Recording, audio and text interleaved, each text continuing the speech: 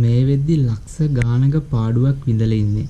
මීට ටික කාලයකට කලින් මගේ බිස්නස් එක කරන් ආවත් මගේම වැරදි හින්දා මේ වෙද්දි ලොස්ට් වෙලා තියෙනවා.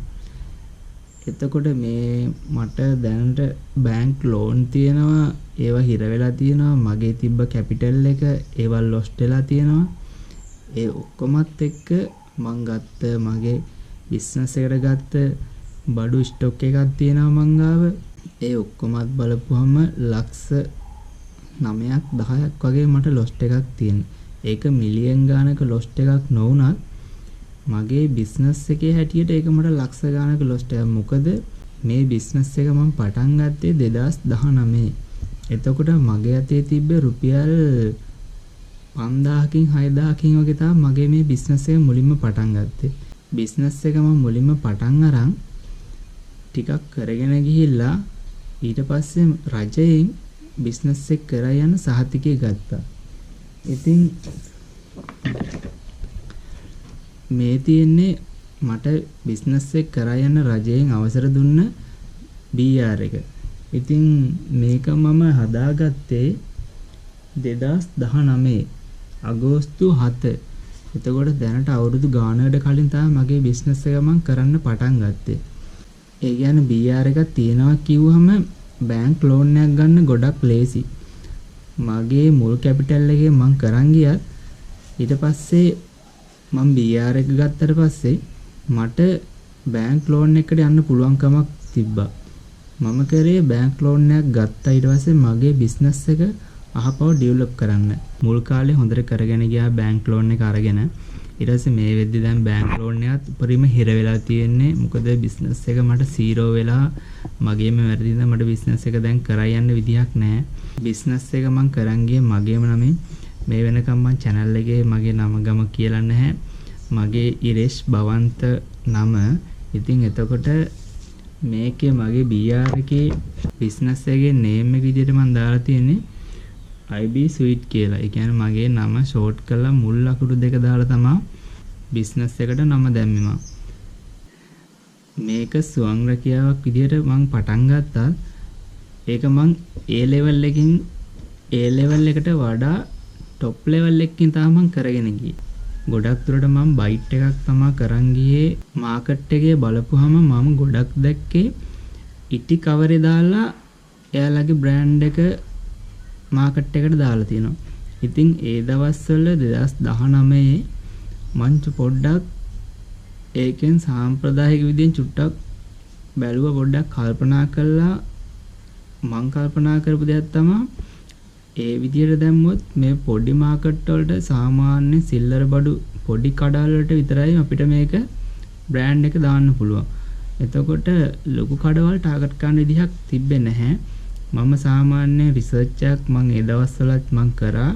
රිසර්ච් එකක් කරපුවාම ලොකු කඩවලට ගිහලා බලපුවාම ඒ ඉටි බෑග් වල තියෙන බයිට් පැකට් කොහෙවත් මම එල්ලලා තිනවා මම දැක්කේ නැහැ ඒ කාලේ.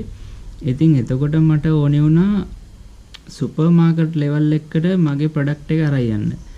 එතකොට මම චූට්ටක් පොඩ්ඩක් අප්ඩේට් කරන්න හිතුවා මේක කොහොමද මම කරන්නේ, ලොකු සුපර් මාකට් ටාගට් කරන්නේ කොහොමද කියලා මම පොඩ්ඩක් කල්පනා කරා. එතකොට මට මේ අයිඩියා එක මේ විදිහට මගේ ප්‍රොඩක්ට් එකේ අවුට්පුට් එක මේ විදිහට ගන්න ඕනි කියලා පොඩි අයිඩියා එකක් ආවා. මම මේ විදිහට අවුට්පුට් එක කරා. ඇත්තටම ඒක ගොඩක් සාර්ථක වුණා. මොකද මට පොඩි මාකට් එකේ ඉඳලා සුපර් මාකට් එක දක්වා මගේ ප්‍රොඩක්ට් එක සෙල් කරගන්න මට පුළුවන් වුණා. මොකද 2019 මේ විදිහට කවුරුත් මේ විදිහට ප්‍රොඩක්ට් එකක් අවුට්පුට් කරලා තිබ්බේ නැහැ. ඒ නිසා පොඩ්ඩක් හිතලා අප්ඩේට් කරලා මම මේ විදිහට මගේ බ්‍රෑන්ඩ් එක මගේ බිස්නස් එක මම සුපර් මාකට් ලෙවල් එකට සුපර් මාකට් වලට දාන ලෙවල් එකට මට ගන්න පුළුවන් කමක් තිබ්බා. ප්‍රොඩක්ට් එකේ ඉඳලා අවුට්පුට් එකට එනකම් මම තමයි ප්‍රොඩක්ෂන් එක කරේ. ඒ කියන්නේ මට කවුරුත් වර්කර්ස්ලා හිටියේ නැහැ. මම කවුරුත් එතකොට වැඩට ගත්තේ නැහැ. මම තමයි තනියෙන් මගේ වැඩ ඔක්කොම කරගත්තේ බිස්නස් එකේ. එදා මම වර්කර් කෙනෙක් ගත්තා නම් වැඩට කවුරු හරි ගත්තා නම් මගේ බිස්නස් එක තාමත් මට කරා යන්න හැකියාවක් තියෙන තිබ්බා. මොකද මට මගෙන් ඉල්ලන දැන් මගේ බිස්නස් එක ඩෙවලොප් වුණාට පස්සේ මගෙන් ඉල්ලන්නේ මුලින්ම එයාලා අහන්නේ ඔයාගේ ක්වොන්ටිටි එක කීයද කියලා. එතකොට මට දෙන්න පුළුවන් තනියෙන් ප්‍රොඩක්ට් එක කරගන්න පුළුවන් ප්‍රමාණයක් තියෙනවානේ. ඉතින් එතකොට මට බැරි ක්වොන්ටිටි එකක් මං කිව්වොත් එයාලා මගෙන් ඒක ඉල්ලනවා. ඉතින් මට සමහරවිට එයාලා ඉල්ලපු ප්‍රොඩක්ට් එක මට දී ගන්න බැරි වෙලා තියෙනවා. ඒ අවස්ථාවලදී ඒ බයස් මට නැති වුණා. මොකද එයාලා ඉල්ලන ප්‍රොඩක්ට් එක මට අවුට්පුට් එක එයාලට දී ගන්න බැරි වුණා. ඒ වෙලාවේ බයස්ලා මගෙන් ගැලවුණා. ගොඩක්ම මං සෙල් කරත් මම තමයි යන්නේ කඩාවල් වලට සෙල් කරන්නත් මගේ බ්‍රෑන්ඩ් එක බඩු. මොකද මම වෙන කට්ටියව හයර් කරේ නැහැ.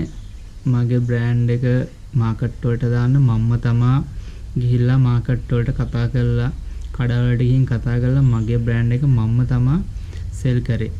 එතකොට මම ගොඩක් දුරට සෙල් කරලා මං කරපු දෙයක් තමා Facebook එකේ page වල මගේ post එකක් දානවා මේ product එකෙන්. ගොඩක් like comment ආවා මේ product එක හොඳයි දැනට කවුරුත් මේක කරන්නේ නැහැ කියලා. ඒ වගේ තමයි මට ගොඩක් කට්ටිය කතා කරලා product එක ඉල්ලුවා. එයාලා කතා කරපු ගමන් අහන්නේ ඔයාගේ quantity එක කීයද කියලා. ඇත්තටම මම worker කෙනෙක් අරන් හිටියා නම් එදා මගේ business එක අද top level එකට අරන් යන්න තිබ්බා. මගේ management එකත් ඒකට හැබැයි ගොඩක් බලපෑවා. බය කෙනෙක් මුලින්ම කතා කරලා quantity එක අහපුවාම මට දෙන්න බැරි quantity එකක් මම කිව්වොත් එයා අනිවාර්යෙන් ඒක මගෙන් බලාපොරොත්තු වෙනවා. බැරි වෙලාවත් එයා කතා කරලා කිලෝ 100ක් 200ක් කිල්ලුව මගේ ප්‍රොඩක්ට් එක මම දවසට කිලෝ 20ක් 30ක් නම් කරන්නේ. ඉතින් එතකොට මට යාට අවුට්පුට් එක දෙන්න විදියක් නැහැ කිලෝ 100 200. මම වර්කර් කෙනෙක් ගත්තොත් මට අවුට්පුට් එක කරගන්න පුළුවන් හැකියාවක් තිබ්බා. ඉතින් මම කරපු වැරද්දක් තමයි මං එදා වර්කර් කෙනෙක් ගත්තේ නැහැ, සර්වර් කෙනෙක් ගත්තේ නැහැ මගේ වැඩට. මගේම මහන්සියෙන් තමයි මම හැමතිස්සෙම මම ප්‍රොඩක්ට් එක අවුට්පුට් එක ගත්තේ. ගොඩක් වෙලාවට ගෙදර කට්ටිය මට උදව් කරා යාළුවයි වැඩත් එක්ක. ඉතින් එයාලට පුළුවන් හැම වෙලාවකම මට උදව් කරා ගෙදර කට්ටිය. ඊට අමතරව එයාලට පැය 24 මාත් එක්ක වැඩ කරන්න බැරි හින්දා පුළුවන් හැම වෙලාවකම උදව් කරත් පැය 24 මම මගේ ප්‍රොඩක්ට් එක වෙනින් මහන්සි වුණා. ඉතින් මගේ වැඩට මම කවුරු හරි එදා අරන් තිබ්බනම් මගේ ප්‍රොඩක්ට් එක මගේ බිස්නස් එක මම අදටත් කරගෙන යන්න තිබ්බා. දැන් ওই විදිහට බිස්නස් එක টොප් ලෙවල් එකකට මම අරන් ගියාම මම දවසට 60 70000ක රේන්ජ් එකකට මම සෙල් කරා බිස්නස්. ඒ කියන්නේ අන්තිමට මම මාකට් වලට දාන එක මම නතර කරා. මොකද මට පිටින් ලොකු ඕඩර් එන්න ගත්තා. ඒ ඕඩර් වලට මට අවුට්පුට් එක දෙන්න ඕනේ හින්දා මට දෙකම බැලන්ස් කරගන්න බැරි හින්දා මම මාකට් වලට දාන එක නතර කරා. ඊට පස්සේ මම ඕඩර්ස් වලට තමයි මම ප්‍රොඩක්ට් එක කළා එයාලට යවුවේ. ඒතර ගොඩක් වෙලාවට මගේ ප්‍රොඩක්ට් එක බයි කරේ ගත්තේ වෑන් සේල් කරන කට්ටිය, රෙඩි ස්ටොක් යන කට්ටිය තමයි මගෙන් බඩු ගත්තේ. ඉතින් මං ගොඩක් බඩු යවුවේ නුවරට තමයි මං ගොඩක්ම මගේ ප්‍රොඩක්ට් එක යවුවේ. ගාල්ලට යවුවා. ගාල්ලට යවන්න බැරි. ගාල්ලට යවන්න අමාරු හින්දා මං ඒක නතර කරා. නුවරට ළඟයි අපේ ගෙවල් වල හින්දා ළඟයි කියන්නේ එහෙම නෑ. තනි බස් එකක යවන්න පුළුවන්. මම බස් එකේ තමයි මගේ ප්‍රොඩක්ට් එක එයාලට යවුවේ. එයාලා ඇවිල්ලා එතනට ඇවිල්ලා ගන්නවා. ඉතින් ඒ විදිහට එයාලට ප්‍රොඩක්ට් එක යවුවට බිස්නස් එක ලොකුවටම යන්න ගත්තනේ. ඉතින් මට එයාලා ඉල්ලන ක්වොන්ටිටි එක දෙන්න ඕන හින්දා මගේ බ්‍රෑන්ඩ් එක, ඒ කියන්නේ දැන් මං කරන් ආවේ මගේ බ්‍රෑන්ඩ් එකේ මම අවුට්පුට් එක එයාලට හොඳ හින්දා. ඒ කියන්නේ මගේ පැකින් පැත්ත මං කවදාවත් ක්වොලිටි එක වෙනසක් කරේ නැහැ. ඒක පැකින් පැත්ත ඒ විදිහටමයි. බිස්නස් එක වැඩි වෙද්දී මුලින් තිබ්බ ප්‍රොඩක්ට් එකේ ක්වොලිටිය මට නැති වුණා. මොකද මම ඉක්මනට ප්‍රොඩක්ට් එක කරලා ඉවර කරන තාම මම හැම වෙලාවකම බැලුවේ. ඒ නිසා මම මගේ ප්‍රොඩක්ට් එකේ ක්වොලිටිය මට ගන්න අමාරු වුණා. ඒ නිසා ඒ වෙලාවේ බයස්ලා ගොඩක් නැති වුණා මට. ඉතින් ඒකත් ගොඩක් බලපෑවා. ඒ වගේම තමයි බිස්නස් එක කරන් යද්දී දැන් දවසට 30 40000 50000 60000 වගේ දවසට සෙල් කරා. ඒ කියන්නේ මේ මාකට් වලට දාලා නෙමේ ඕල් සේල් දීලා දුර නුවර ඔය වගේ පැති වලට මම ඕල් සේල් දීලා මම දවසට 60 70000 සේල් 60 70000ක සේල් කරා. එතකොට මගේ මැනේජ්මන්ට් එකක් තිබ්බේ නැහැ. මම දන්නේ නැහැ මට කොච්චර ආවද මගේ ප්‍රොෆිට් එක කීයද බඩු වලට ගියපු මිල කීයද ඒ කිසි දෙයක් මම දන්නේ නැහැ. බැංක් එකට සල්ලි වැටෙනවා ඊට පස්සේ ඒකෙන් ගිහලා අහපව මම බඩු ගේනවා අහපව ප්‍රොඩක්ට් එක හදනවා ආයි මගේ අමතර වියදම් මම ඒකෙන්ම ගන්නවා. ඇත්තටම මුදල් වල කිසි මැනේජ්මන්ට් එකක් තිබ්බේ නෑ. මට බිස්නස් එක කරද්දි මුල් කාලේ තිබ්බත් මුල් කාලේ රුපියල් 5000 මම පටන් ගත්ත කාලේ මම පොත් එක ලියලා අනිවාර්යෙන් බිස්නස් එකක් ආදී සමරි ගහන්න ඕනේ නැත්තම් බිස්නස් එක ආයේ වැඩක් නැහැ. අනිවාර්යෙන් නෝට් කරගන්න ඕනේ බිස්නස් එක අනිවාර්යෙන්ම නැත්තම් ආයේ බිස්නස් එක කොහෙන්ද යන්නේ මොනවද වෙන්නේ කියලා හොයාගන්න වෙන්නේ. මුල් කාලේ මම රුපියල් 5000න් කරන කාලේ මම ওই හැම දෙයක්ම නෝට් ඩවුන් කරලා මම කරගත්තා. මොකද එතකොට මම බඩු වලට යන ගාන ලාභේ හැමදේම මම ලියලා ඒක වෙන වෙනම තමයි මම කරේ. මට සේල්ස් එක වැඩි වෙන්න මට ඒ දේවල් කරගන්න වෙලාවක් තිබ්බේ නැහැ. මොකද ඒ වෙලාවක් තිබ්බේ නැහැ කියන එකේ තේරුම බිස්නස් එක නැති වෙනවා කියන එක. කොහෙන් හරි වෙලාවක් හොයාගෙන හරි ඒ දේ මම කරලා තිබ්බනම් ගොඩක් වටිනා. මොකද එනම් අදටත් අර කිව්වා වගේ මගේ බිස්නස් එක මම අදටත් කරනවා. ගොඩක්ම හේතුව උනේ සල්ලි මනි මැනේජ්මන්ට් එකක් නැති වුණ එක තමයි මගේ බිස්නස් එකට උනේ. ඒ වගේම මම මුලින් කරන් ගියා වගේ ප්‍රොඩක්ට් එකේ ක්වොලිටි එක අඩු වුණ එක. ඊට අමතරව කරපු දෙයක් තමයි දැන් මම රටකජු බිස්නස් එක කරද්දී මේ ප්‍රොඩක්ට් එක මම කරලා අවුට්පුට් එක දෙද්දී තමන්ම පරිභෝජනයට ගන්නවා. ඒ කියන්නේ මම්ම පාවිච්චියට ගන්නවා. එතකොට ගෙදර පොඩි කට්ටිය ඉන්නවා නම් එයාලට දෙනවා, යාළුවෝ ඉන්නවා නම් එයාලට දෙනවා. ඊට පස්සේ මම ඒවා ගන්නවා. එතකොට ඒ දේවල් වලින් ඒක දවසට දෙකට එක නොතේරුණා. ඒක ටික කාලයක් යද්දි එක තැනක හිර වෙනවා. මොකද මේ ලංකාවට වෙලා තින්නෙත් ඒක ඒ වගේ දෙයක්. මේ ලංකාවටත් දැන් හොරා කාලා පොඩ්ඩ කාලා ඊට දැන් අන්තිමට මේ අන්තිම හිර වෙච්ච තැන තමයි මේ අපි දැන් ඉන්නේ. ඒ වගේ තමයි බිස්නස් එකත් පොඩි තැන ඉඳලා චුට්ට අපිට නොතේරුණා අන්තිමේට ඒක හිර වෙන තැනක් එනවා. ආන් ඒ විදිහේ දෙයක් තමයි මගේ බිස්නස් එකටත් ඇත්තටම උනේ. කිසිම මැනේජ්මන්ට් එකක් තිබ්බේ නැහැ හැම දෙයකින්ම.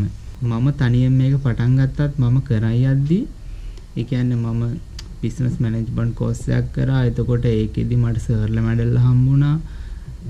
ඒගොල්ලෝ මාව ගයිඩ් කරා. එයාලා මාව ගයිඩ් කරත් මම එයාලා කියන දේ ඇහුවේ නෑ ඇත්තටම.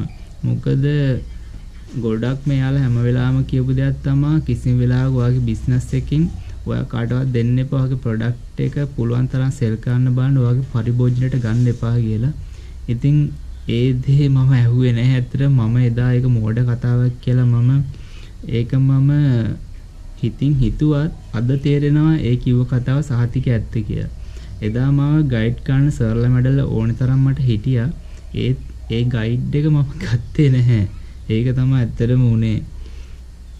ඉතින් මේ වෙද්දී මගේ බිස්නස් එක 0 වෙලා තියෙනවා. මට කැපිටල් එකක් නැහැ දැන් මට බිස්නස් එක කරා යන්න.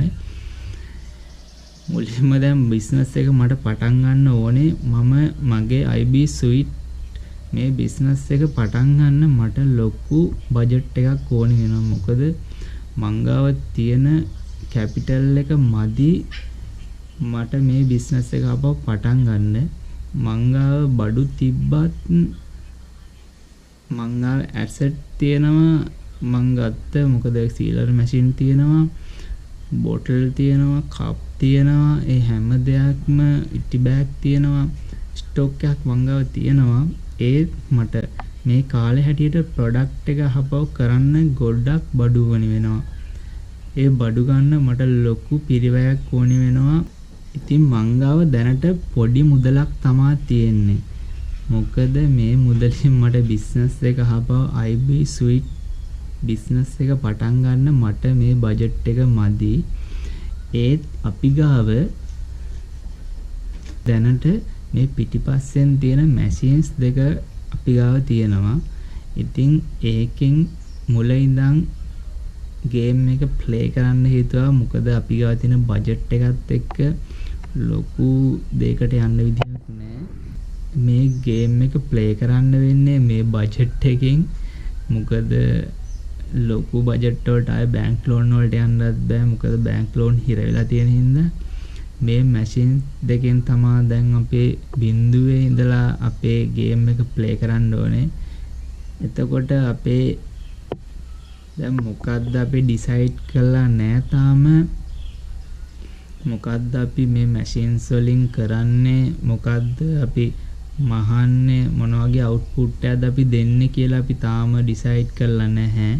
අපි ඒකට පොඩි රිසර්ච් එකක් කරන් යනවා මොන වගේ අවුට්පුට් එකක්ද අපි දෙන්න ඕනේ, මොනවද වැඩියෙන්ම සෙල් වෙන්නේ කියලා. ඉතින් ඉස්සරහට IB suite එක පටන් ගන්න ඕනිකම තිබ්බත් දැනට අපි ගාව ලොකු මුදලක් නැහැ. ඒ නිසා තමයි අපි මේ මැෂින්ස් දෙකෙන් ප්‍රයෝජනයක් ගන්න හේතුවේ. අපි ගාව ලොකු මුදලකුත් නැහැ මේ වෙද්දි. රුපියල් 12000යි අතේ තියෙන්නේ. අපි මේකෙන් තමයි ගේම් එක ප්ලේ කරන්න ඕනේ, පටන් ගන්න ඕනේ. මේ මැෂින්ස් දෙකෙන් අපි මුලින්ම ස්ටාර්ට් කරන්න තමයි යන්නේ අපේ බිස්නස් එක. අපේ IB suite බිස්නස් එක චුට්ටක් පස්සට දානවා. මොකද අපි ලොකු බජට් එකක් අපිට ඒක නැති හින්දා.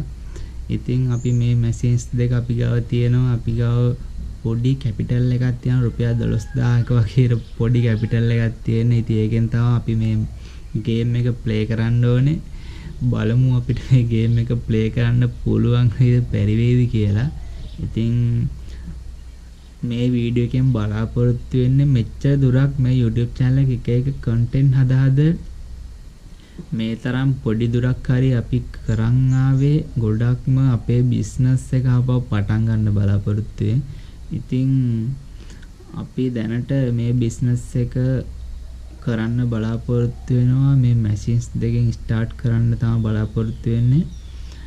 බලමු මම ඊළඟ වීඩියෝ එකේ මොකද්ද අපි කරන්නේ කියලා අප්ඩේට් එකක් දෙන්නම්. business එක මොකද්ද අපි කරන්න කියලා, මොකද්ද අපි ස්ටාර්ට් කරන business එක කියලා මේ machines දෙකෙන් කියන්නේ. තියනවා ladiesද නැත්නම් gentsද නැත්නම් babyද, මොන වගේ item එකක්ද අපි කරන්න කියලා මම අප්ඩේට් එකක් දෙන්නම්. මේකෙන් බලාපොරොත්තු වෙන්න අපිට බයස්ලා හොයාගන්න එක තමයි මේ වීඩියෝ එකෙන් සරලවම බලාපොරොත්තු වෙන්නේ. ඉතින් ඊළඟ වීඩියෝ එකෙන් අප්ඩේට් එකක් දෙන්නම් අපි මොකක්ද කරන්නේ මැෂින්ස් පැත්තෙන්. එහෙනම් ඊළඟ වීඩියෝ එකෙන් සෙට් වෙමු.